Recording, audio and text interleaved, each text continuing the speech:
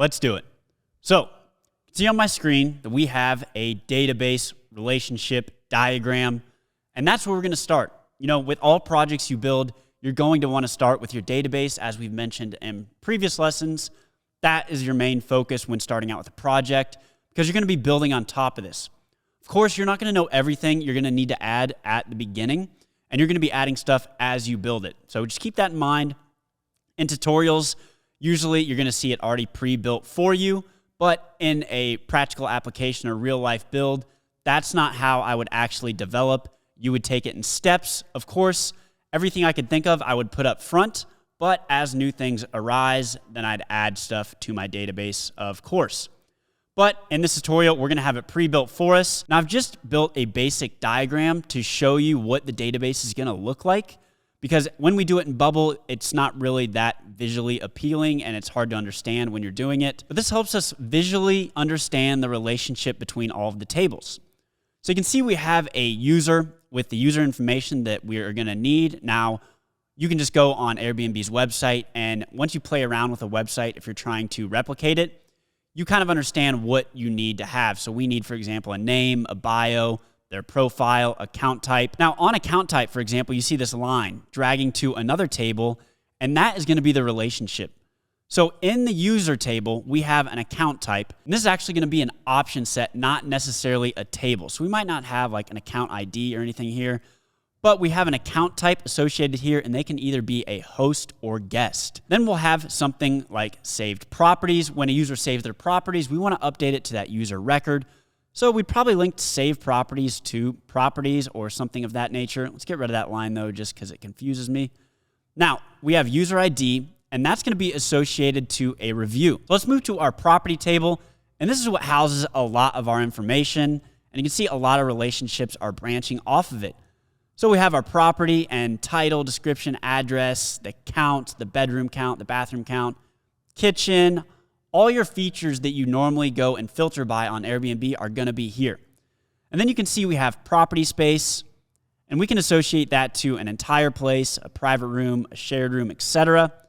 Then you have your property type inside our property table, and that will link to either an apartment, a house, or a storage. Then you can see that we have our booking. So this is where we're going to store the information related to bookings. And you can see that there's a direct link back to property. So we do have how many adults, children, the booking date, and then we're going to have that property. And once we have the property stored in that booking table, we're able to access all of this information inside. Remember that. That's how these relationships work. We have a property, and inside this booking table, we could then access everything about that property, such as the title, description, address, etc. And that's how you get access to that. Now, of course, when somebody leaves a review, we also want to associate a property with that review and all of the information in that property. So you see here we have the property relationship to our property table, and that allows us to have access to all this information when someone leaves a review. So for example, if they left a review, we could display the title, the description of the property, the address of it, and that's how all this relationship and different tables are going to work together. Down here, you can see we have category. Again, this will be an option set, which we'll cover a little bit later. But essentially, this categories field right here is going to have different options, such as lakefront, beaches, cabins, tiny, etc., whatever we want to put in to our categories. So let's go over to Bubble and see if we can't build out a replica of this database diagram. So we're in Bubble's editor, and it's going to be a blank project. We're starting from complete scratch. I have nothing in the workflows, no pages made, nothing in the database. It's just our user. So you can see all I do have is the user that I previously made, and we can even get rid of that. Let's get rid of that, delete. So we have nothing in our applications, totally from scratch. Let's go into our database and start building out that diagram. So what was the first thing that we had? Well, we had a user. So we already have that predefined by Bubble, and it has the email, and that's pretty much it. And we need to add a name. So let's do that. Let's add a name. That will be a text. We'll need to add the bio, which will also be a text. Then we're going to add a profile photo. So we'll just say profile photo. And then we'll have an image. So let's select image. We'll create that. And then we're going to have an account type. So we need to go and actually make that as an option set in our Bubble application. So let's go do that. Let's skip the tutorial. Let's make an option set, and we'll call it account type. So now in this, we can give it a few options. Now, for example, this is used in a dropdown, for example. If you click a dropdown of account type, it will display a few options, and that's what option sets are used for, to display them. Keep in mind that with option sets, this is publicly available data, meaning it can kind of be accessed by anyone in your application if they know how to do so. Just keep that in mind when you're creating option sets, not to display or create personal information as options. So for our account type, we'll have guest and we'll have host. So by default, we want it to be a guest. So keep that in mind in our database. We'll go ahead and set that up later. But let's keep moving on. Let's head back to our user. And now we can actually add account type. So let's add account type. And then you can see here that it populates our option set of account type. So great, let's select that and let's create.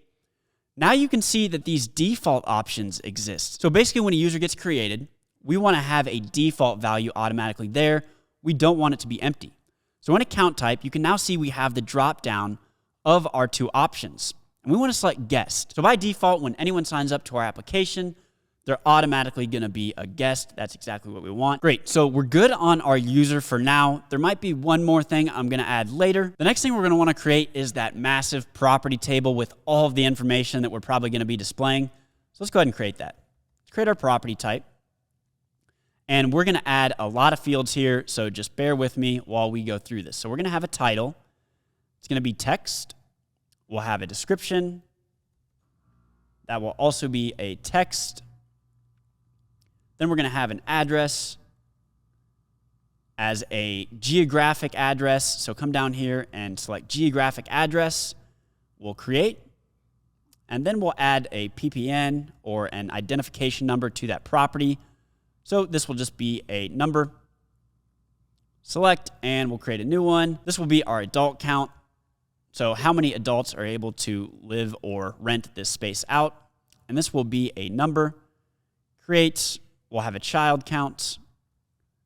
This will also be a number. We'll create that. We'll have a bathroom count. And this will be a number as well. Then let's create our bedroom count.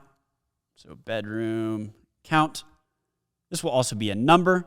And again, to make this easier, I might just create a Notion doc with all of this listed out so you can just go ahead and quickly copy and paste it over and just skip through this part because this is going to take a bit of time to add.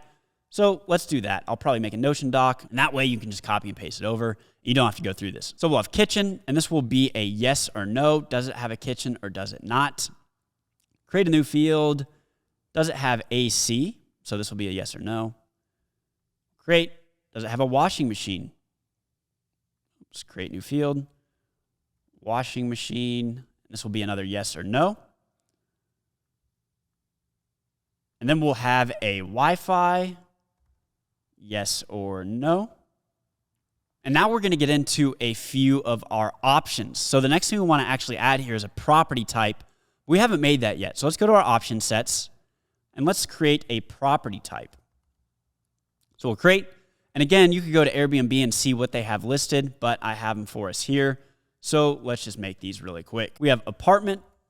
We'll create that. We have a house. We have self-contained storage. And then we have a unique space. That's all we need for our property type. Let's go add that to our property. So now we can come to create a field in our property table, and then we'll just type out property type, and then we can select our property type. So there we go. Field type is going to be our property type, and we'll go ahead and create. The next thing we're going to have is a property space. So let's go back to our option sets, and we'll define property spaces, create. And in this, we're going to either have an entire space or place, and then we're going to have a private room. And the last thing we'll have is a shared room. Great. So now we can go add our property space back to our property. So let's create a new field. We'll have property space. And we can select the property space. Great. So hopefully you kind of understand how option sets are working now. basically just allows you to assign a group of options to one specific field, and then it gives you the drop downs that you can select from to make it easier when we're trying to display this information or have users choose some of this information. So let's continue on. The next thing we're going to have is our categories. So again, we'll need to create an option set for this. Let's go to our option sets, and we'll call this category. Create. And there's going to be quite a few options, so let me just try to speed through these. We have lakefront, create. We have beaches, create. And we have cabins.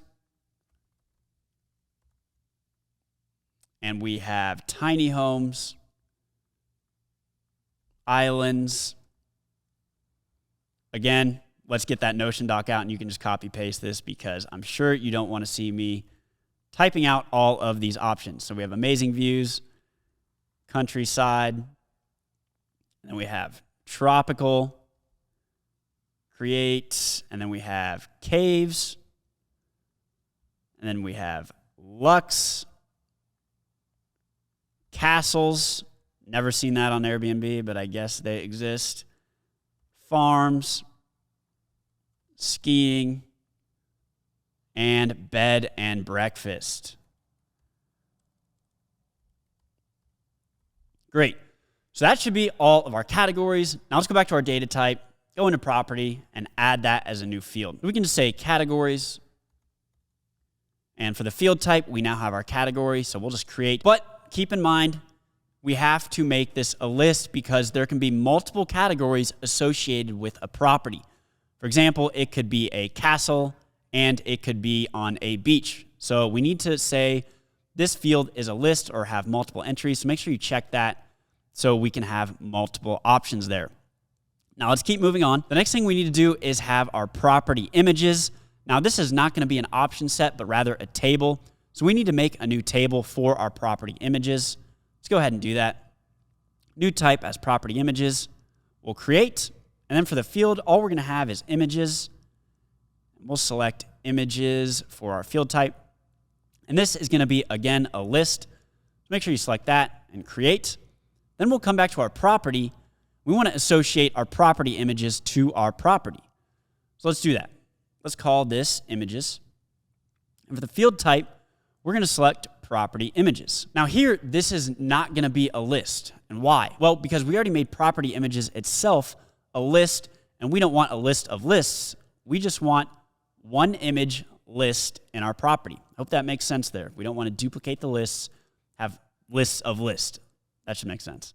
So create. Great. So that should be everything we need in our property field. Now let's create our booking table. So we'll have booking.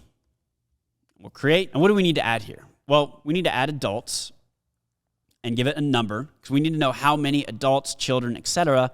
are available on this booking. So we'll have adults and assign a number. Then we'll have a child.